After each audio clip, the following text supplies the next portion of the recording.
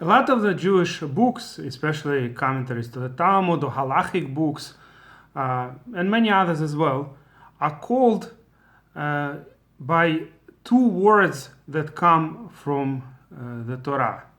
A lot of times from the 5 books of Moshe, sometimes from other parts of the Hebrew Bible, the Tanakh, and many different works can often be called the same way for this reason.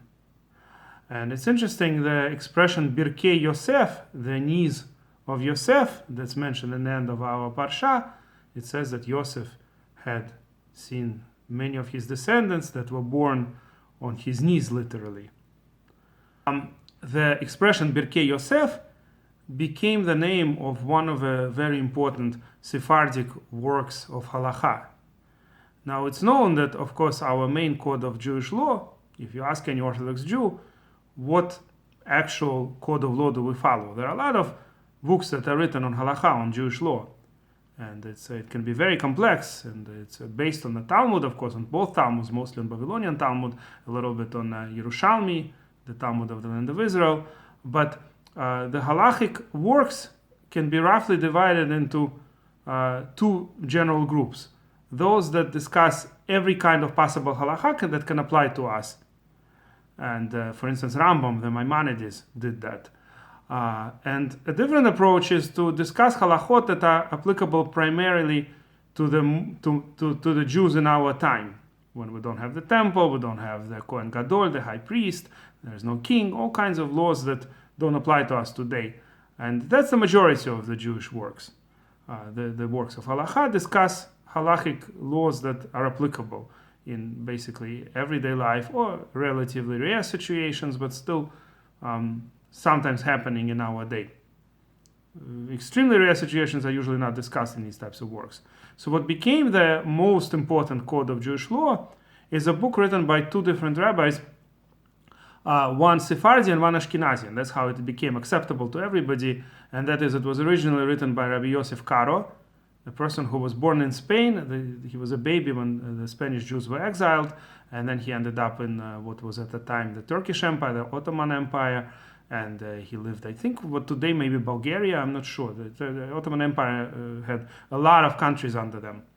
And eventually he landed in the land of Israel and lived there for the rest of his life, and wrote the Shulchan Aruch, what he called the set table, the main code of Jewish law. This was approximately 500 years ago. And there was a different rabbi at that time, an Ashkenazi rabbi, who lived in Europe, in Krakow, which is Poland. And he wrote a kind of gloss, like notes on that Shulchan Aruch, that would explain those cases when the Ashkenazic Jews follow slightly different customs than the Sephardic Jews. So that's how a book came out that basically is acceptable for everybody. So most of the commentators of the Shulchan Aruch are Ashkenazic Jews, which is interesting. I find that very interesting because most of the Rishonim, most of the early authorities were Sephardim.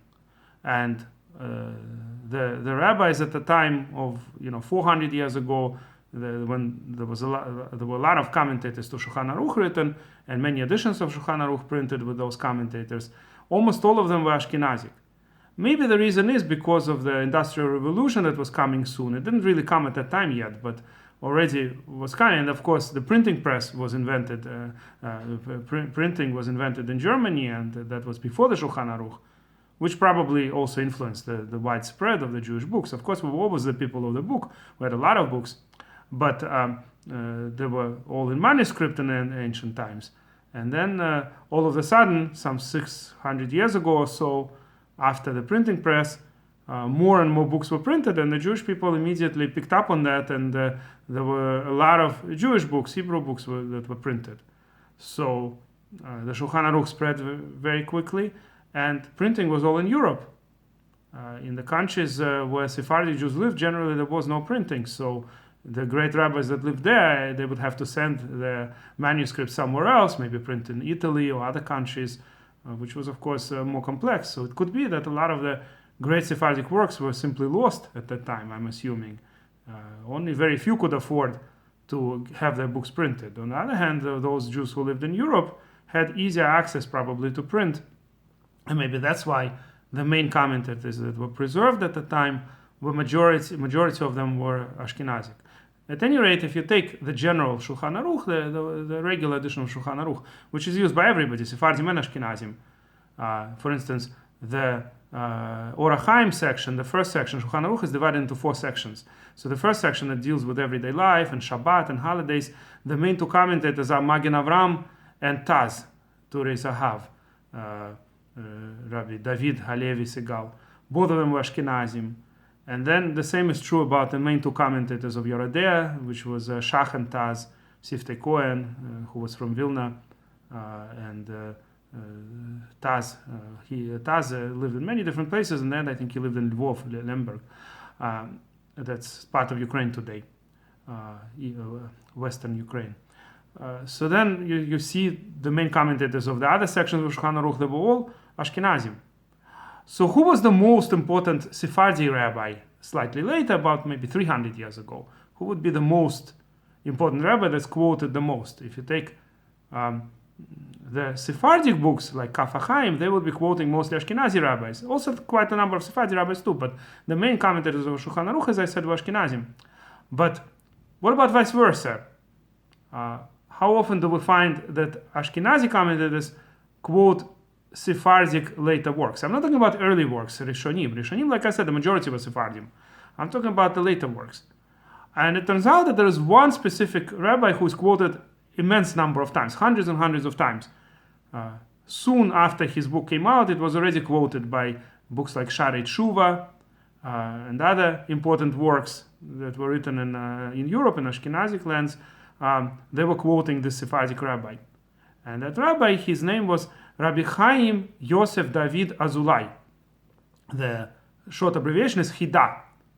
By the way, Chida also means a kind of a puzzle, a kind of a riddle. Even though it's spelled differently, Chida as a riddle is spelled with a hey at the end.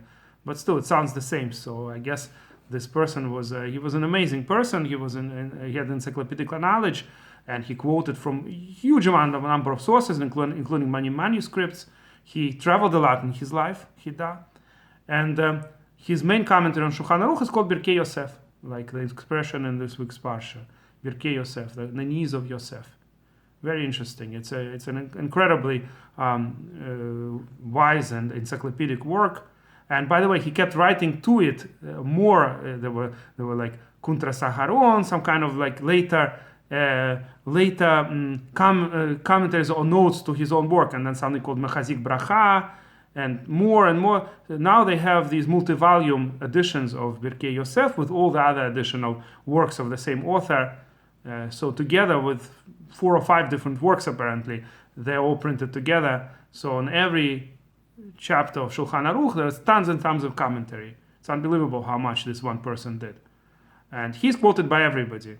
Mishnah Berurah quotes him hundreds of times. It's unbelievable how much he did. He lived approximately at the same time as the Vilna Gaon.